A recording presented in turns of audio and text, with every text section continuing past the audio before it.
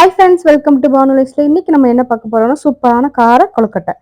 அதுக்கு வந்து கடுகு, உளுத்தம்பருப்பு, கடலைப்பருப்பு தேவையான அளவு எல்லாமே எடுத்து வச்சிருக்கேன். கொஞ்சம் தேவையான உப்பு, கொஞ்சம் நட்ஸ் போட்டுக்கலாம். மல்லித்தலை, கருவேப்பிலை, 2 வரமிளகா, ஒரே ஒரு பச்சை மிளகா, கொஞ்சம் ஒரு பெரிய வெங்காயத்தை பொடியாக கட் பண்ணியிருக்கேன். தேங்காய் துருவி வச்சிருக்கேன். இப்போ வந்து கொஞ்சம் எண்ணெய் ஊற்றுனதுக்கு அப்புறம் கடுகு, ஜீரகம், உளுத்தம்பருப்பு, கடலைப்பருப்பு நம்ம என்னவெல்லாம் எடுத்து வச்சோமோ அது எல்லாத்தையும் போட்டுடலாம். அப்புறம் வந்து வெங்காயத்தை போட்டு ரொம்ப வணங்க விடக்கூடாது. அதுக்கப்புறம் உப்பு தேவையான அளவு போட்டு எடுத்து வச்சதுக்கப்புறமா 1.5 கப் அரிசி மாவு எடுத்திருக்கேன். நம்ம எந்த அரிசி மாவு நம்ம வீட்டில் பிடிச்சதானாலும் சரி, இல்லை நீங்கள் கடையில் வாங்கினாலும் சரி, தேவையான அளவு உப்பு போட்டு நம்ம வணக்கி வச்சோம்ல அதையும் போட்டு தேங்காயும் போட்டு நல்லா மிக்ஸ் பண்ணி விட்டுருங்க.